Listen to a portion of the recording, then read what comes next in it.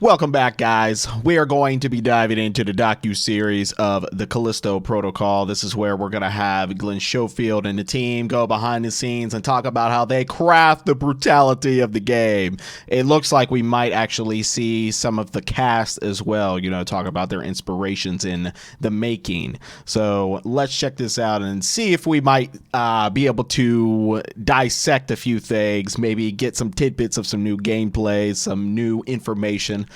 Let's see what's going on here. The Callisto Protocol will, in fact, scare the pants off of all of us. There will be no more pants. What is fear? Fear is such a basic part of who we are. Where is it created? Atmosphere in a game like this is everything. It's terrifying, but it's beautiful. And how? That's Josh right there. With horror, there's no rules. Yeah, but it's all about the execution. And it looks like it's executed very well in this game so far. Glenn Schofield and the developers of the Callisto Protocol invite you to join them and some very special icons of horror. I think it goes back to the earliest times around a campfire. The perfect horror experience is something that scares the piss out of me. Think of it as a roller coaster. I want it to make me feel things. I want it to startle me. They're all magic tricks. That's what we're doing in the movies. As they discuss crafting the perfect horror experience. You better. I don't want to be let down. Tenets of horror for the Callisto Protocol are brutality. We've seen a lot of that. Oh yeah, we've seen that too. Tension. Mm-hmm. Helplessness. And we'll find out. We'll find out. The Callisto Protocol is mastering horror. Mastering horror. The docuseries episode 1. Brutality. Savage physical violence, great cruelty.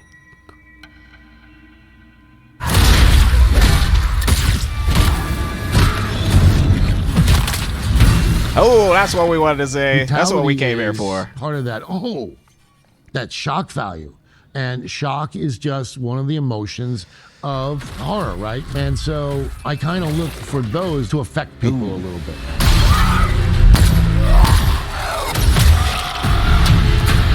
Yeah, because we want something a little bit. We want something a little bit, different as far as a horrifying experience. A lot of times, when it comes to, obviously, when it comes to movies, and I don't know, sometimes games are a little bit different because you have the ability to control the character and exactly like what they're going to do, like what's going on, versus like a movie, you kind of know when it's going to happen. You're just watching it. You don't have any control of what's happening on screen. And, in game, we're taking over a character, especially in a horror game where, we're going to be met with those times of, the jump scares and the tension and being immersed into the craziness of the horrifying experience. So there's a little more of a helplessness feeling because we have to figure things out and how to move forward and how to get past, the horrifying moments and be able to conquer our fears, and at the same time of doing so. It looks like Callisto is really going to deliver on that regard. So let's keep this up. About looking at films and games and kind of thinking about how we wanted our project to sit within those. We watch these movies and it does give you a feeling. It was a lot of fun because there was a lot of research. When you sit down on the couch or go to the movie theater to watch a movie, you're experiencing someone else's story, and you can feel things by experiencing that story, and it can be very moving, but there's always going to be a distance between you and that character. One of the things that video games does that I think heightens things for storytelling purposes is it puts you in the center of that story. So you are the one performing tasks. You are the one succeeding when the character succeeds. It's an experience that is unrivaled in other forms of entertainment. Right, and exactly what I was just saying, to elaborate on that.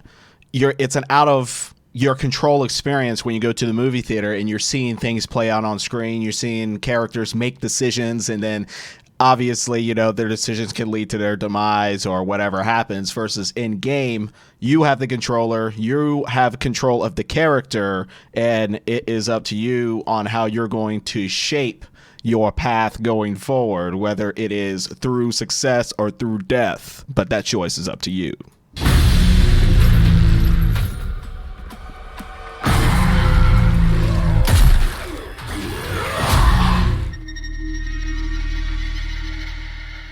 There are two movies, Hostel and Martyrs, in which there was a scene in each one that were so brutal that it affected me. Like for a couple of weeks, I'm like, oh, gee, just thinking about it, I'm like, man, that was really brutal. The concept of brutality is, well, it's certainly useful.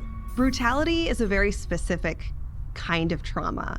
It is usually senseless. It usually has a visceral, almost excessive amount of violence to it. They don't pull punches at all in this game, and I was like, whoa. Glenn, Scott, Chris, you guys are crazy. We wanted to get to something that felt very There's raw, some new stuff. very real for the player, and that's a fantastic tool for really sort of cutting through the noise in some respects, for connecting with people and evoking that kind of almost like lizard brain reaction of terror and fear to what's happening on screen.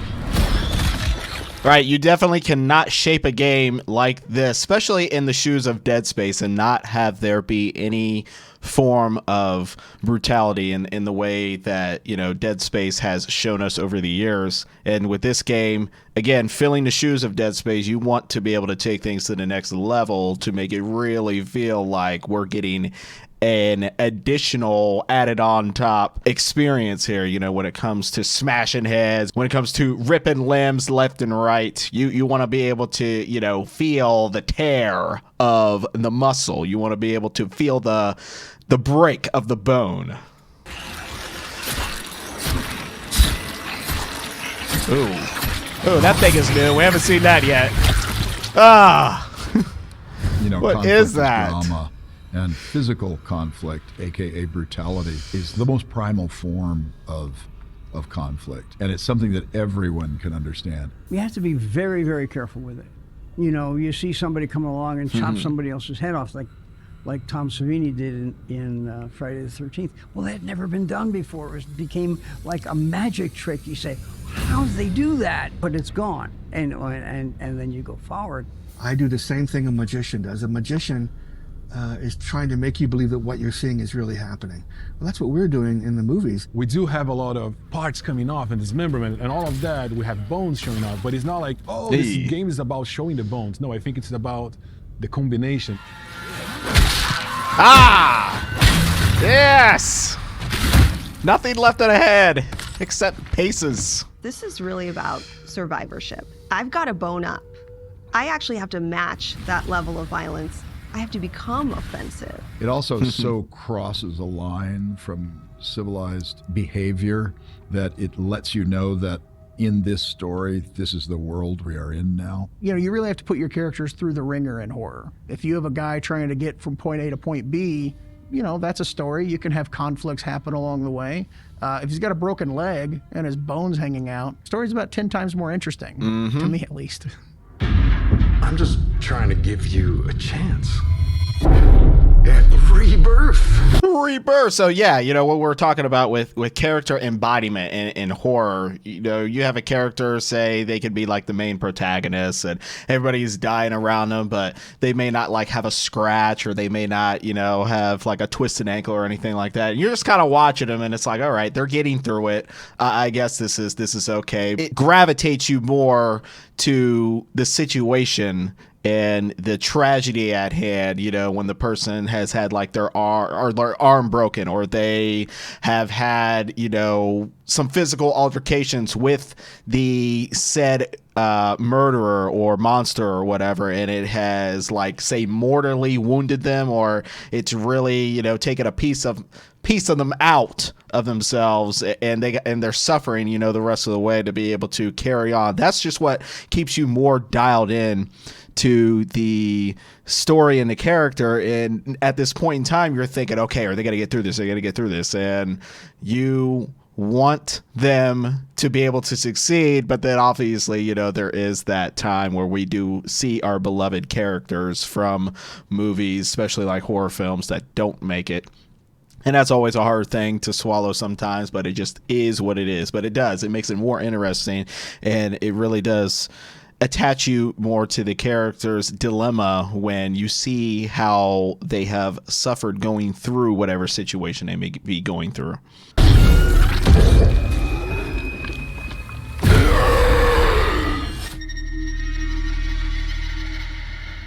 In creature design, no matter how fanciful, if you have one toe in reality, maybe, you're going to fare better than if you are doing something that is a complete flight of fantasy. Wow. You know, Biophage didn't just happen. It took a lot of like nuances and drawings and sketches and 3D pieces and stuff like that. And then I realized, personally, the thing that scares me the most is a deranged human. When you make a character that is 2 arms, 2 legs, a head, 2 eyes. I'll pause it real quick because I think that's a really good point to bring about when we see something that is very similar to like our own, especially when it comes to like infected. If we're going to talk about zombies, for example, and you see something that looks very similar to someone that you might know, or you can actually see a little bit of like the infection / mutation somewhat taking over them, but they still have a piece of that humanity connected to them, where they might even still have like feelings. They might even still have a little bit of thought still. That is a little more terrifying than just full blown monsters are one thing. But when you see like someone that it's almost like you feel like you can help them in some kind of way, or you want to, turn back time and forget everything that happened to, try to bring them back. It is a little scarier to have to realize that, you're in that decision-making process. You're going to kill them for your own survival, or, become one of them. It's up to you. You're building familiarity into it. Does that make it more or less scary? There is something a lot more terrifying Familiarity. about being able to really look at think a creature, that makes it more scary. That there's a human, relatable side, right? That could be me. Now, let me pause one more time. There is one other thing I think is like really interesting about this. Like, for example, I'm just going to throw in Dead Island, for example. Dead Space, I think, also has like a few really good points about this. But when we're talking about familiarity, we're talking about how even, like I said, even like the subtle sounds of like voice that might be left in like these monsters, almost like you feel sorrow for them. You almost like they feel pity, for what they're going through, and it really does make you feel a little soft for what has happened. And like I was saying about Dead Island, for example, one of the infected that kind of terrified me the most, in a way, just from the sounds, were like these bloater guys that they were bombers. And when you would get near one, it would make this sound like, and I mean, just the way that sound would just like go through your ears and like in through your body. I'm just like, I don't even want to get near this thing, because you get near it, obviously they blow up. Or if you, it gives you a little bit of time, but if you shoot them from like a distance, they blow up. But that sort of, that sort of fear for that type of atmosphere, because there is that familiarity still in there, that really heightens the moment. And even when they're like walking towards you, they're sitting there saying, "Help me, help." And it's like, stop doing that. It's just like it really like it really does sink into you, because you feel sorry for what they've gone through, and you look at them and it's like, I'm glad that's not me, but I have to do what's necessary. I gotta either blow you up or I gotta run away. I gotta do something. But yes, that is a very, very strong point when it comes to a monster versus, say like an infected human that still has a piece of their humanity left.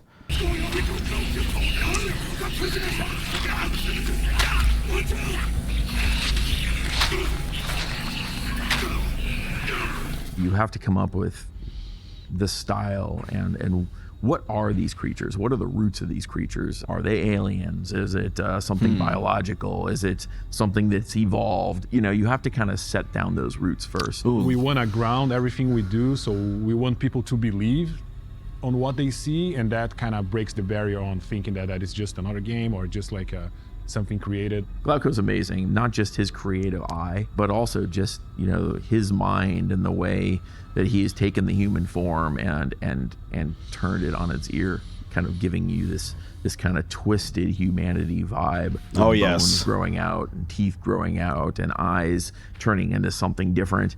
My favorite, which I played a huge role on that one personally. I had a lot of fun sculpting, is Big Mouth. Is the guy that we see in the first trailer, and we see it a couple times in the other demos too. It has Oh, a really okay. big mouth. That's nice. Obviously, you know, sometimes you know, games will have a tendency, and like I said, sometimes where they'll create something for like a cinematic purpose, but we might not actually see something like that. But it's nice that we actually have a biophage like this in the game that will possibly be able to, you know, obviously possibly we'll be able to, you know, interact with in some kind of way, you know, find out what types of strengths that they have, and you know how scary of a situation it's gonna be in. But what I was saying about like the versatility before, you know, what I was saying about the versatility of the types of biophages that we'll see in this is looking to be very interesting. Each one seems like you're going to have to be able to handle it in a different way, which will obviously make things very interesting for interactions with these kinds of monsters and biophages and stuff. And he has like very long teeth, and you know, there's a lot of saliva and like goo like coming out of his mouth. I don't know how many versions we did of him. Well, not in 3D, but we probably have about 50 different designs of him.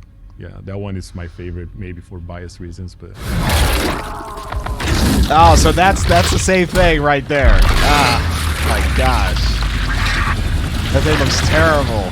We wanted a two-head that was split in half right from the very beginning, and those are still there. There are some other ones that we haven't revealed yet that are really, really exciting too. Keep us in the dark. Keep us in the dark on those.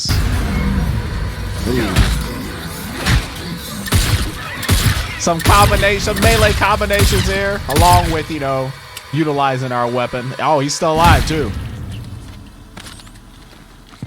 He's still kind of moving. Our combat experience is really getting close to these creatures, and we show full detail. Yes. We don't hold anything back.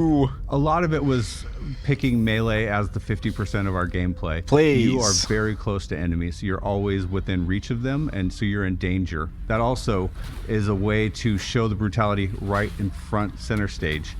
So as we're doing these melee hits, you're seeing that reaction. Our camera's close up to the enemy, to you. So you see the arm pop off. You see the blood. You can really feel the impact when he is going in there for those close quarter swings back and forth. It's almost as if, like I said, the impact almost just feels so deep that when you're playing this and you're really hitting them in their bodies, it's almost like you're going to be able to feel their bones cracking, the impact to flesh, watching their arms break off and watching their faces be smashed in and stuff. You know, of course, same thing's probably going to happen to us. You know, when we're playing, we're going to be having our heads twisted and stuff. But I am so excited about having an up-close personal experience when it comes to the melee side of things. That way, that the being able to have that balance of your weapons and your melee attacks is just going to be such a great opportunity to be able to really dive into nailing these creatures. It's almost like you feel. I feel more satisfied. I feel more satisfied when I take down like an infected or something. When I have really just like, you know, sliced off a few legs, punched it in his face, all this other stuff. So I'm glad that we're gonna have that up close experience, because sometimes that builds the tension even more, because you may not know exactly how the thing is gonna, you know, mutate or how it's gonna react to your punches. You know, these things may be able to, obviously, I think we have seen some gameplay where they actually do kind of dodge you in like react in ways like to be able to like block your moves and stuff like that. So That's probably one of the things I'm most excited for, is how we're really going to have a balance between the melee and the typical like shooting and stuff. Our gore system plays a big role in showcasing brutality. It's basically a system that scales through enemies, through environmental hazards, and basically allows the enemies to get dismembered, to spawn blood, to have the deaths. Like if I hit someone with a bat, stun baton, like how's that arm gonna fall? If I shoot him in the head, like is it going to explode? We have a lot of tools built into the system that we can, achieve all of these different things. Oh shit! Getting double teamed! That's the direction that we wanted to take. So in that vein, we just went to the supermarket and we were buying a bunch of different types of meat. Something with more fresh, more red, something with more fascia. Fascia is the tissue that covers muscles. We've worked very closely with Jorge throughout the process. He's so passionate. What he did was he bought a light box and then he put the chicken breast on the light box, and it's actually measuring lighting values, physical lighting values from it. We bring the meat into here, into the studio. We place them on a light rig, and we just make the lights spin. And we basically have an image for every single light direction. And that allows us to understand how this tissue is reacting to light. So we can understand how to actually replicate that in the game. Yeah, like His whatever passion those and things are. dedication I have not seen anywhere else. So we went to actually pierce our finger a little bit to get some blood in there. And then we actually recorded how the blood will change over time to understand all the range of colors that blood can have, from very fresh to how it looks like after 45, 1 hour. And we have that, we made that available for artists as reference. Jorge has definitely pushed. And I feel like that could really provide a deep kind of perspective when it, like what they were saying, watching the blood change different color over time versus, or, what I'm going into is saying that, a body could be, sitting in the prison, for a certain period of time and looking at how its physical form has changed over time. Like when when a person's dead, they begin to, the process of rigor mortis like sets in and they begin to decay and things, begin to happen. Like the blood's not gonna set and just be like one color like over time. Obviously, we're gonna get like the darker reds when it starts to like coagulate after a certain period of time or harden up after a certain period of time. So that is some good.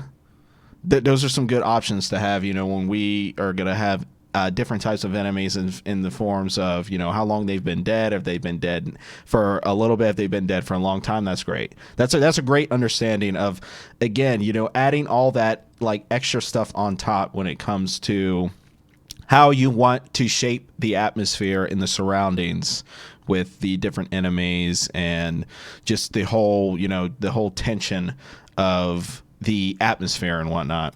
A lot of boundaries when it comes to fidelity and visual improvements. He is a spectacular engineer.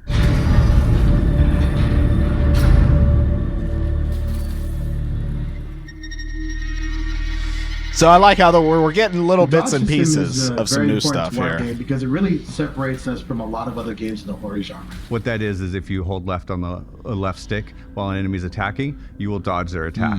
And if they come back again and hit you again, you have to hit right. If you don't have the rhythm right, then you will get hit. Oh, that's interesting. Okay. The other thing it allows us is our AI is relentless. They will not stop coming for you. So if you shot them in the legs, you blew off both their legs. Well, that doesn't mean they're dead. Now they're crawling at you. And if they're crawling coming at you, if you can't shoot them, well, hit them on top of the head. Boom. So we are building this world like full of fear, full of horror, and then when you fight an enemy, you get a satisfaction of whatever the ripping fuck. off the enemy's whatever head. those are. It's just really trying to enhance that they are very brutal with you. You can be brutal with them, but they will be brutal back. It shows consequence, right? You don't only Tit for see tat. the threat, you can really understand what's gonna happen if that's gonna be reaching to you and it's gonna be defeating you. And that's where we have a lot of fun because we want the player to feel like, oh man, like did I just die like that? Like, oh, this is horrible, and like this is so disgusting. We've got some real cool death scenes for Jacob. really special. Oh, good. Yeah, we've seen this one. This is pretty hard. It's pretty hard to watch. And he's like suffering the entire way through. What You can happens hear it. to us when we lose against creatures? We show every single detail, and that's what really drives that experience for us. Most games don't reward you for dying. They just give you a nice "you are dead" and then take you back. Now we want to even reward you for dying. Good. We I'm looking think forward to that's achievements. fun to do. It's a little bit of light relief in a failure moment, and we think they're very kind of collectible from the player point of view as well. I'm looking forward to the YouTube video supercut of all of our deaths, because I'm looking forward to that. It's 'cause I gotta don't think happen. I've seen them all back to back, and just Yeah. looking forward to that video. It's gotta happen.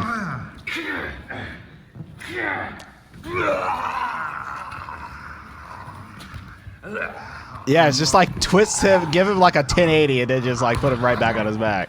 Oh, okay. Okay. That'll be fun to see what that's going to look like in game for We real. want to be scared shitless without suffering the negative consequences of it in reality. Our mind wants to understand the world in a greater sense without putting our bodies in danger. We handle it better when we can find significance. We can find meaning in it. And good storytelling will help us find that purpose in really straightforward ways. Characters striving to succeed against all odds. I mean, that's really the secret sauce of storytelling, and horror does that, I think, better than almost any genre, and brutality is a huge element to that. I think what we need in that regard is just execution. I mean, we've seen horror so much, throughout the years that it's like we kind of know, like, when things are going to happen. I think a horror experience is at its best when they don't give a lot of away. Obviously we have, the different types of fans that like to see all the blood and the gore and the kill count, be sky high. But I feel like there are definitely a lot of like psychological horrors that can really start off with giving you piece for piece at a time and just really gives you that building factor to the inevitability of what is really going on in the film, rather than giving everything away, within like the first 15 minutes.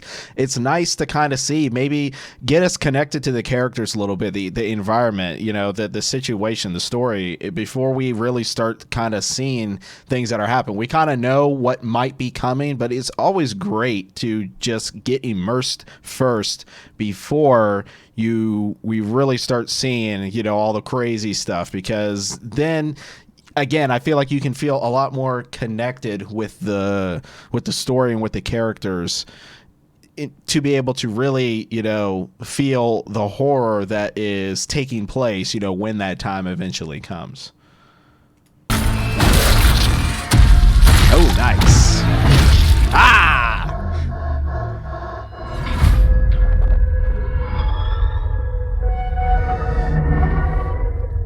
All right. Well, I'll have to say that was pretty excellent, if I must say. I really love how they are, they're being serious about how they really want to bring you into this story and really throw in some very solid building blocks as far as crafting, everything from the ground up, really allowing you to dive in deep with a story that is going to be very cinematic, different types of enemies that are going to have, obviously, different types of strengths and attributes with how they approach you, the ways that you have to take these enemies down. It just seems like it's not going to be simple at all, which it's fine. A lot of times it is great to be deep into a horror game like this, where you really got to be able to take steps in order to kill off enemies. It's not just a simple, I shoot you in the head, you're dead. I mean, we have games like that, and it is satisfying,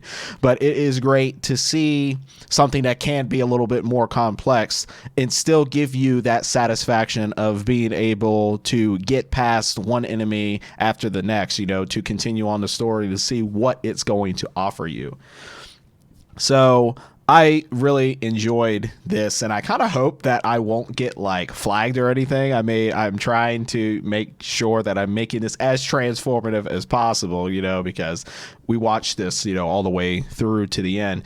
But I am really excited, you know, for this game, and I hope that you guys are too. If there is something in particular that you want to take from this first episode and you want to drop it in the comment section down below and we could have a little bit of discussion about it, that is definitely okay with me, because any more type of information and any more type of like lore or anything that you guys want to discuss about what we're seeing in this game so far, yeah, you know, I'm definitely down for that type of discussion if you want to bring it. And if you enjoyed my over-the-top commentary / reaction to the episode 1 of the docuseries, make sure to stay connected to the channel, because we're going to keep bringing more good stuff as far as Callisto is concerned all the way up until release. The game has gone gold, which is great, which means that we will potentially be looking for a finished product. Actually, you know, we will be experiencing the finished product here soon, but it's nice that development has primarily concluded for the game. We'll probably have the whole, you know, day 1 patch and all that other stuff. So it's good that they are for sure ready to move forward, ready to move ahead with the release date. We have about a month left. So if you guys want to see some Callisto Protocol content on the channel when that time comes, you'll know who to check back in with. This is Devin Washington, and I will have some more Callisto information for you guys when that time comes. Maybe some new gameplay stuff that will be coming out, stuff we haven't seen yet. But also, it will be nice to maybe keep things a little bit in the dark. You know, as far as the developers and whatever it is that they want to share, you know, that's up to them. So we're going to be ready for this game when it comes out. I hope that you guys have a good one, and that is all from me for now. I will catch you later.